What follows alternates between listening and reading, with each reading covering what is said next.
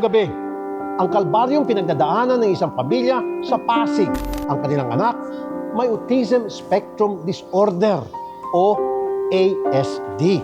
Dito niyo malalaman na hindi talaga ito biro at kilalanin at mabilib kay Artistic Gomez, isang literal na artist. Ako po, si Rafi Tulfo, ang kapatid mo.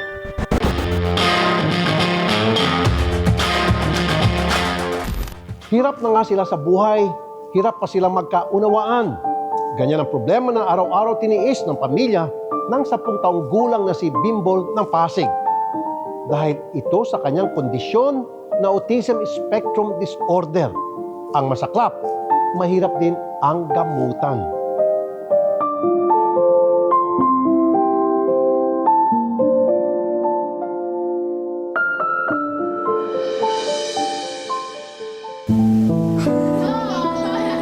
Inisip ko pa, ma'am, na what if maglason na lang kaming 3? Isama ko na lang din sila, ma'am, kasi kesa naman ako lang, tapos maiiwan ko sila, diba? Isama ko na lang sila, kasi ma'am, pag nakikita ko sila, tatawa sila, hindi ko kaya, ma'am. Ganito ang tinatakbo ng pag-iisip ni Dana sa kinakarap na kalbaryo ng kanyang pamilya.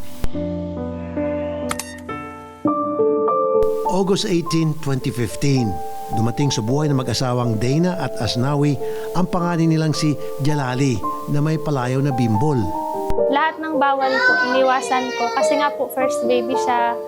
Regular yung check-up, yung mga vitamins, lahat. Hanggang sa nung 1-year-old na siya, mahigit. Napansin ko sa kanya is nagtitiptoe siya. Sa tuwing nagagalit sa yung inuuntog niya yung ulo niya, ganun sa semento. Talagang wala siyang pakialam kahit masaktan siya. Pag tinatawag po namin siya sa pangalan niya, hindi po siya nalingon. Kaya nung una po, akala ko po bingi siya. Pero pina-check po namin, hindi naman po siya bingi. Nung una, sinubukan pa itong dead mind ni Dana. Pero hindi sinasadya, natiso niya ang posibleng kondisyon ng kanyang anak. Noong time na yun, nag-aaral po ako eh. Meron dong isang subject na may kinalaman sa child development. Nakita ko doon yung mga sign na parang iba siya. Mga kinikilos niya, hindi kinikilos ng isang normal na bata. Dito na nagsimula mag-research si Dana tungkol sa autism. Siyempre, isa sa una niyang hinahanap ang espesyalistang pwedeng gumamot kay Bimbol. Developmental, behavioral, neuro, mga ganun. Specialista sila, yung hindi mo po sila pwedeng puntahan ng walk-in. By schedule sila. So pag nagpa-schedule ka, inaabot ng 6 months, minsan taon, bago ka makakuha ng slot. Tapos ang mahal pa po, 4,000 per check. Halos 1 taon ngang naghintay ang pamilya bago napatingnan sa developmental pediatrician si Bimbol. Dito na nakumpirma ni Dana ang kanyang hinala. Doon ko na-confirm na meron po siyang ASD. Tapos ang sinabi po ng doktor yun sa akin, ang una ko pong tinanong, Dok, nagagamot po ba yan? Nung sinabi po niya na lifelong care, wala po siyang gamot, pero pwedeng i-therapy. Tapos yun, hindi na pa ako nakapagsalita. Kasi hindi ko po alam anong isasagot ko. Kasi first baby ko po kasi siya. Talagang hiniling namin siya. Talagang ready kami na dumating siya sa amin. Ang rekomendasyon ni Doc, ipa-speech at occupational therapy agad si Bimbol. Yun nga lang. May therapy government. Kaso lang, marami yan. Hindi yan matututukan ng isang teacher lang. Time na yun, mura pa po yung therapy. Nasa 650 yung per hour. Tapos pag bagong diagnose pa po yung bata, 3 times a week.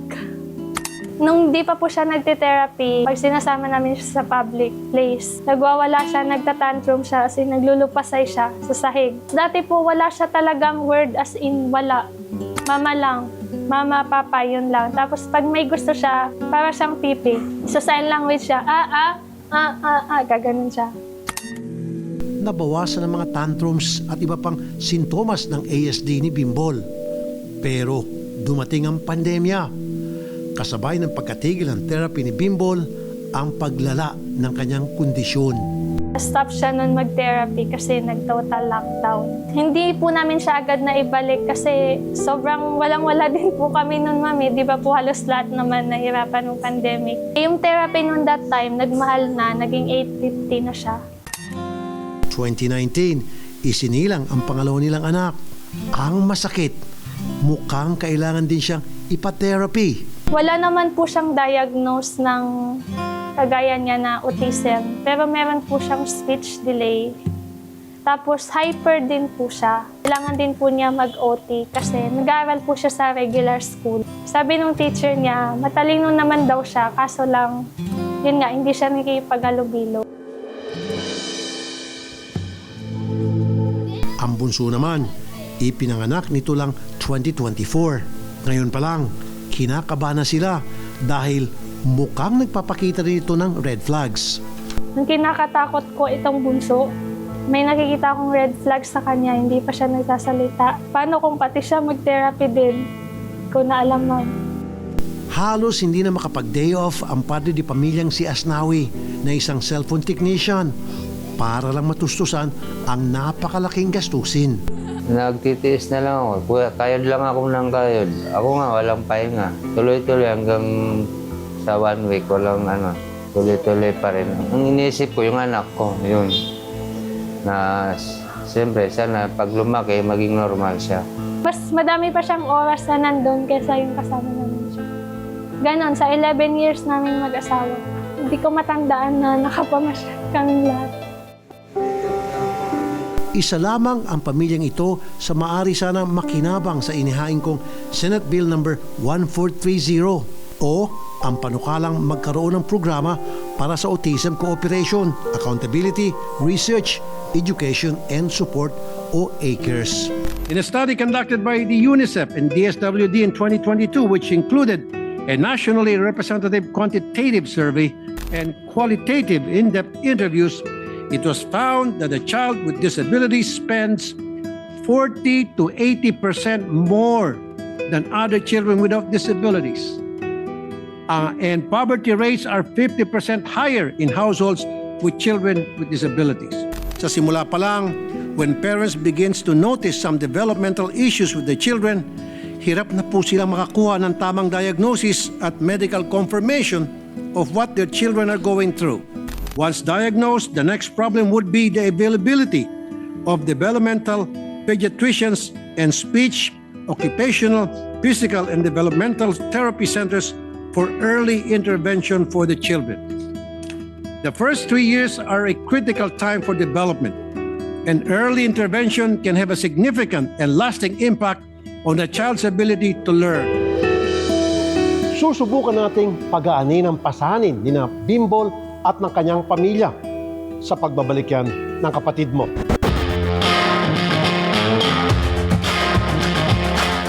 Hindi na may tuturing na pambihirang karamdaman ang Autism Spectrum Disorder o ASD. Mula sa 500,000 cases noong 2008, dumoble pa ito sa 1,000,000 noong 2018. At siguradong higit na mas marami na ito ngayon. Kung hindi pa ito matututukan, dadami ang mga tulad ng pamilya ni Bimbol na halos umikot na lamang ang bumubuhay sa kanyang mahal na therapy para sa ASD. Sa katunayan, tinalakay ko po ito sa Senado para matutukan ang lumalaking problema ng autism sa bansa. Alam ko, bawal yun, pero minsan tinatanong ko, bakit ganito? Wala pa akong natatandaan na taong inargabyado ko. Pero hindi ko alam kung bakit. Tapos, hindi lang isa kasi dalawa sila eh. Okay, you ready? Bakas kay Dana ang napakatinding pagod sa tuwing na pag-uusapan ng karamdaman ng mga anak. Subalit, sa kabila ng lahat, batid din nila mag-asawa na ito'y mga biyaya sa kanila. Kumakapit sila sa paniniwala na hindi sila bibigyan ng pagsubok na hindi nila kakayanin. Kahit napakahirap na pinagdaraanan ng kanyang anak dahil sa ASD, dito rin sa karanasang ito humuhugot ng lakas si Dana. Sila yung lakas ko, mami. Kung wala po sila, hindi ko din po alam paano ako ngayon. So, nagkaroon din po ng direction yung buhay namin nung nandiyan na sila. And lagi ko lang pong iniisip na siguro may purpose.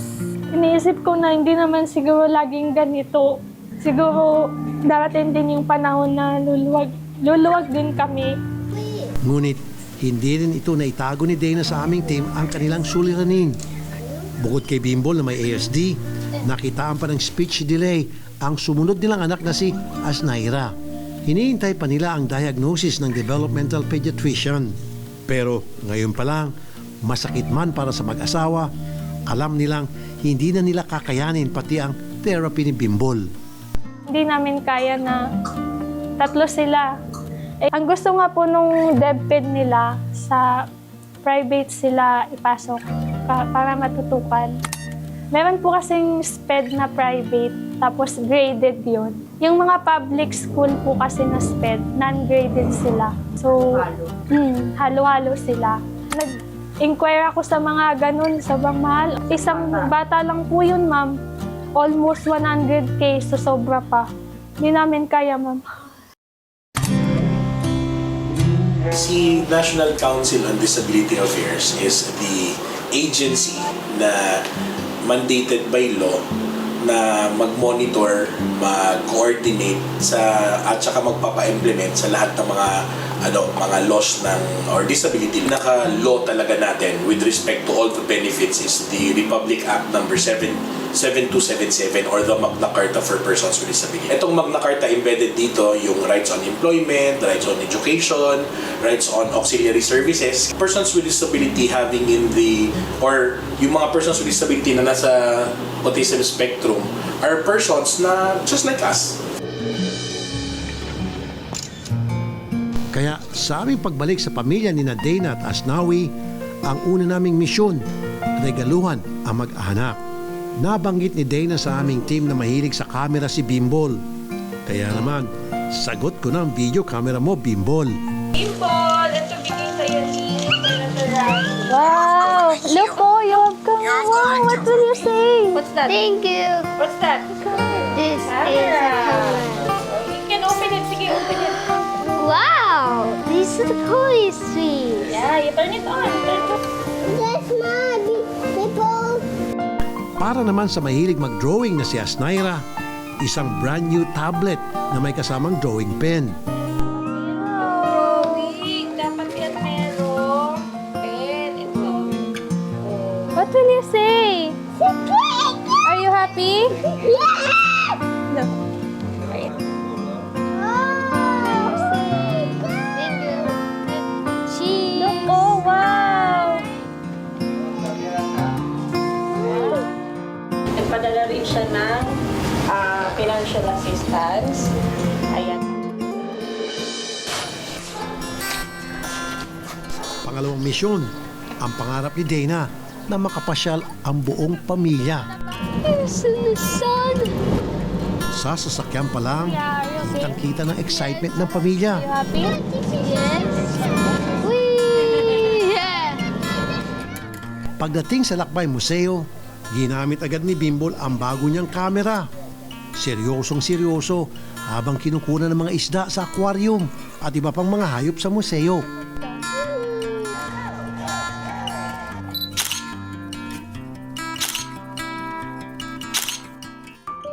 At siyempre, matapos ang mahabang araw ng pamamasyal, sagot na rin namin ang kanilang pananghalian.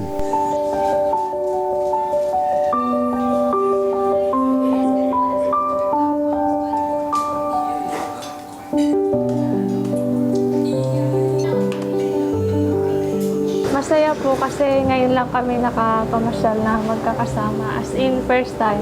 Masaya. At least nakakasama ko sila lahat. Naipasyal ko sila. Bimbol, you happy? Yes. Yes. Maraming salamat po, Senator Rafi. Sobrang laking tulong po nito sa amin. Sana po marami pa kayong matulungan and ang wish ko po sa inyo is good health. Para marami pa kayong matulungan. Assalamualaikum warahmatullahi wabarakatuh. Sir Idol Senator Rapi Tulfo, maraming salamat po sa tulong niyo po sa aking anak na natulungan niyo about sa financial na binigay niyo at sa aking asawa. At sana po maisabatas po niyo yung 8 years po para sa may mga kapansanan na autism. 1. The DOH needs to increase its efforts to maintain consolidated database of disabled children. 2. PhilHealth needs to increase the health packages, including access to assistive devices for people with disabilities and extending the network of accredited facilities and service providers. 3. There is a need to intensify training for medical professionals that could provide interventions and increase guidance counselors and special education teaching assistants. We have to ensure that these professionals are well compensated. We should also provide training for the stay-at-home caregiver so that some form of early intervention could be conducted at home. 4. Working on what Project Aruga started, we could look into adjusting the eligibility assessment and financial support to children with disabilities in programs that are time-tested already. Hanga kami sa dedikasyon ng mga magulang ni Bimbol na gawin ang lahat para sa kanya at sa iba pa nilang mga anak. Makakaasa kayo na patuloy naming isusulong ang kapakanan ng mga kapatid nating may autism spectrum disorder.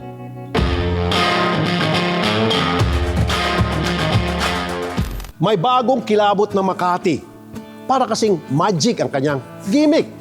Ang mga bagay na walang silbi at patapon na, nagagawa niyang maging artistic.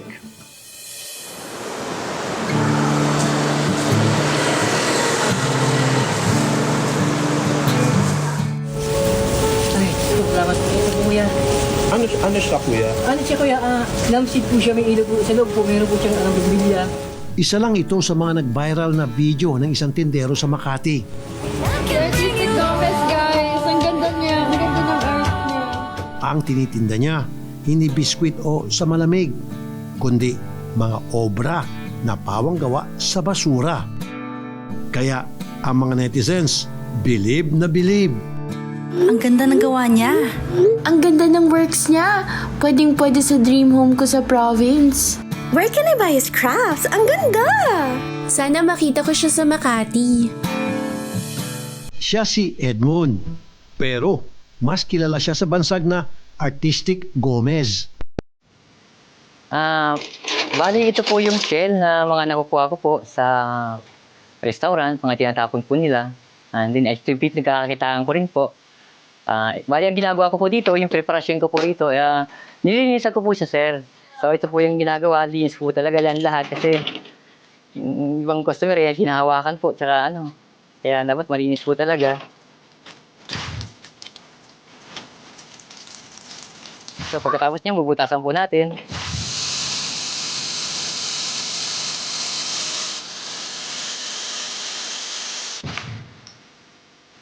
So tapos na po tayo, tapos na po bubutasan. Ito na po, magkatansi na po tayo mga kaibigan. Ito na po.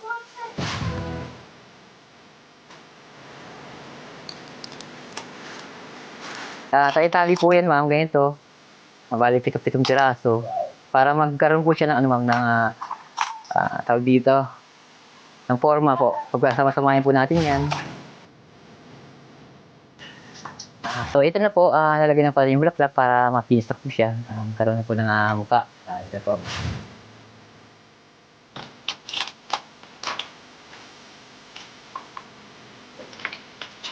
So ito po, ito na po yung niya, finish niya, pero marami pa siyang pwedeng gawin. So, marami pa pwedeng ilagay. Sinamahan ng aming team si Artistic Gomez na maglako ng kanyang mga paninda. Sir, po kayo dyan, sir. Boss, magandang gabi, boss. Nagsisimula po ako sa Makati Square. Nilalakad ko po yan, Amorsolo. Makati. Yun, papasok po ako ng Makati Village. Diretso na po hanggang Ayala, ma'am. Yan, ikot-ikot po ako dyan, ma'am. Pag-ikot ko niyan, yan. Paglabas ng inaabang ko po yung mga lumalabas sa mall. Sa loob ng isang araw po, ang pinakamahabang kita po ay 700. Actually po dito sa bahay, ano naman po, tulong-tulong na po minsan. Minsan hindi nga talaga ako totally nakakatulong. Wala talaga. Kaya sabi ko, pagka meron naman po ako, mababawi naman po ako.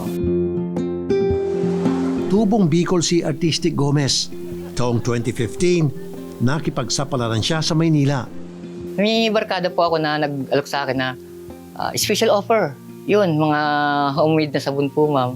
Hanggang sa sinubukan ko po. Sa unang umpisa, may hirap. Hanggang sa nasanay na po ako magbenta ng kung ano naman. Yun, makipag-negotiate sa tao, makipag-conversation, makipag-awag-alok. So yun, ma'am. Hanggang sa nahilig ko po magbenta talaga. Hanggang yun, ma'am. Ito, nag-alok sa akin ng barkada ko, magpintura sa... Ganito, yan, pasay nga. Ito na nga, sa pintura, kahit nga hindi ko alam, ma'am. Hanggang sa natutunan ko rin po. Ano pong pinipinturan niyo doon? Ito, ma'am, building po yan, ma'am. Mga building po. Mga bagong time building po, ganyan. Nakakontrata po ako, ma'am. Nakakontrata po ako ng mga bahay-bahay, sideline. Sa pagtagal ng panahon, sumubok na ibang pagkakitaan si Edmond. Umabot sa puntong nangalkal na siya ng basura. Pero dito pa niya nadiskubre ang kanyang talento. Nagsawa po ako sa pintura. Mag-iba naman ako. Mag-iiba naman ako ng sawa na ako kasi lagi na lang ganito. Nawala ako ng trabaho noon, siguro 2 weeks after. Nangalakal po ako. Yan nga sa discover ko nga itong shield na to. Tingin ako sa YouTube nung shield arts, ganun mga kung ano. Sinundan ko po yung hanging shield. Nagsimula ko sa hanging shield, yung mga tali-tali lang. Si Edmond, tuluyan ang nakilala bilang si Artistic Gomez.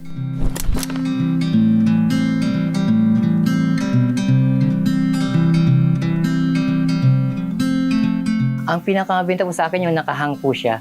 Hanging shell, tawag doon. Kasi nalalagyan po sa iba't ibang klaseng, pwede kong install ng kung ano-anong klaseng arts.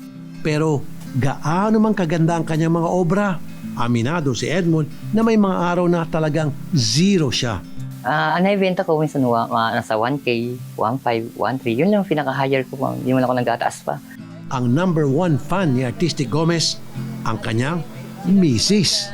Bilang asawa po, masipag naman po siya, ma'am. Masipag siya magtrabaho. Tapos, mabait naman po siya, ma'am. Madiskarte. Ay, para po sa ibang tao siguro, madali lang nila makita. Akala nila mabilis lang gawin ng asawa ko yung ginagawa niya ng mga shell product. Pero, sa asawa ko po, mabuting-ting po talaga yun. Minsan nga po, inaabot siya whole day.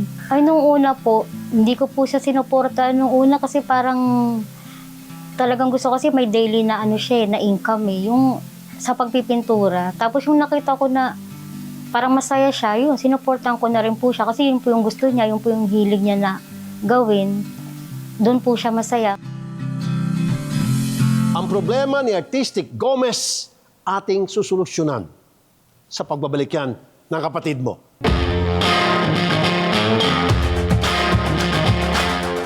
Hindi lang sa Makati patok ang mga artwork ni Artistic Gomez. Pati sa internet, kumakalat ang kanyang likha. Bali, ito po yung shell na mga nakukuha ko po sa restaurant, mga tinatapon po nila. Walang kaduda-duda na mahusay si Edmond alias Artistic Gomez.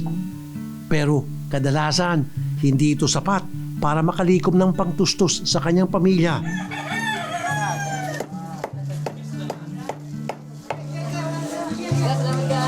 Thank you so much. Para matulungan si Artistic Gomez na mapagyaman pa ang kanyang mga obra, ipinakilala siya ng kapatid mo, Idol Rafi Tulfo, sa isang professional artist.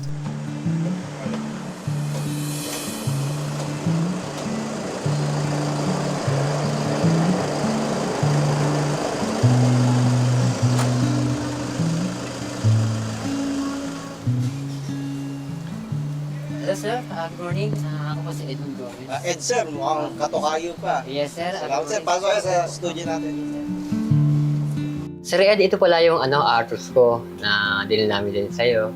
Ngayon, ito pong shield na to, bali nakuha ko po sa mga restaurant po ito. sa Pasay Road. Ngayon, ito naman pong puno na to, totally hindi naman sa akin to gawa ng barkada ko to. So, iniba ko nga lang po yung image niya. And then, ito pong ball na to, sa junk shop po, kasi nag-iikot ako sa junk shop minsan, nag-ano kung ano pili kong i-recycle.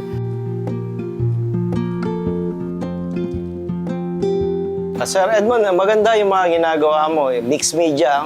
Mixed media itong mga category, tapos mga found object. Kahit anong mga makuha mo na object, tapos pinagsama-sama mo, pinagduktong-duktong mo, parang installation siya kung mas malaki, found object sculpture. Mas maganda yan hanggat mas mapapadami mo at hanggat kung marirefine mo siya o mas mapupulido mo, hanap ka ng mga materials na naglalast long at saka padamihin mo pa yung composition. Sir Edmond, madami ka pang ma-explore. Explore mo lang. Ngayon naman, ang arts, hindi naman kailangan graduate ka ng fine arts. Kailangan mo lang mag-experience, mag-google, at kailangan naiintindihan mo at alam mo yung ginagawa mo. Si Sir Edmond, maganda yung ginagawa niya, mixed media. Nagko-collaborate siya o naghahalo siya ng iba't ibang art materials. Hindi lang painting, hindi lang drawing, mga found objects. So, pinagkakabit-kabit niya. So, installation, pwede siya sa installation, pwede siya mapunta sa sculpture. Para mas mapaunlad pa ni Artistic Gomez ang kanyang sining, sinamahan pa rin siya ni Teacher Ed sa isang workshop. Subukan nating i-incorporate yung mga shells mo sa mga painting na ganito. So, install po natin. Nakita ko yung mga painting mo, may mga shells. So, i-incorporate natin sa mga artwork na ganito. Yes, sir. Sir, bali, ang mangyayari ngayon, tutorial tayo. One-on-one tutorial. Ituturo ko sa'yo, step by step, paano natin gagawin. Mag-start tayo sa pag-mix ng kulay, brush strokes, at saka yung texture. So, meron tayong mga gagamiting tools ngayon, like itong flat brush. Meron tayong round brush. Pagka malaking area, malaking brush. So, ito ay flat brush. Meron din tayong round brush, pang mga maliliit na area o pang dabbing, pang detalye. Horizontal stroke. Medyo diagonal lang konti. Pero, ang objective natin ay mag-iwan ng brush marks.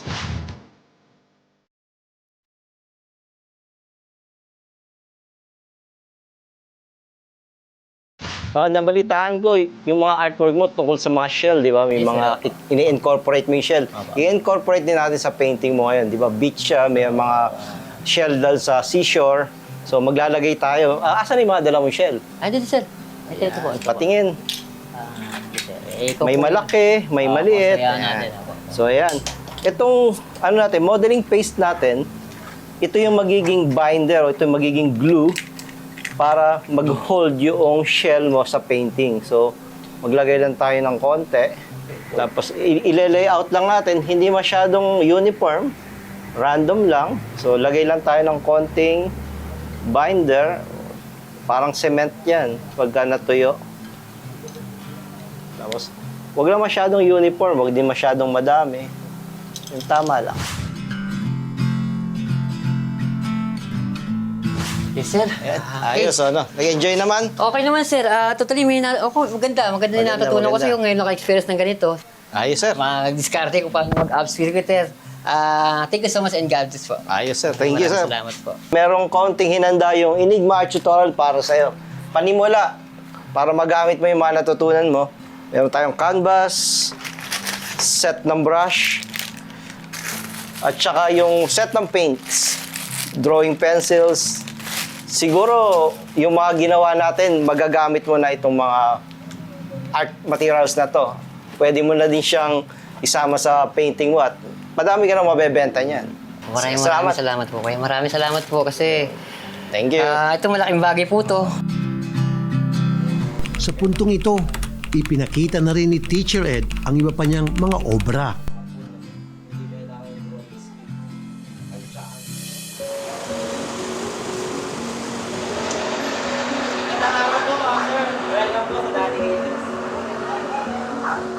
Pagkatapos ng training, siyempre, niregaluhan na rin ng aming team ang pamilya ni Artistic Gomez.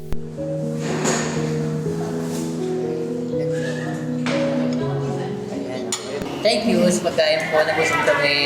Masarap na pagkain. Nabusog po kami. Sana po marami po kayo matulungan na katulad po namin, Senator. Ikaw po ang idol namin. Senator Lapu Tulfo. Thank you very much. Ako. Si Artistic Gomez ay isang patotoo na walang basura sa kamay ng isang maabilidad at may pangarap. Hanggang sa susunod na linggo, ako po si Rafi Tulfo, ang kapatid mo.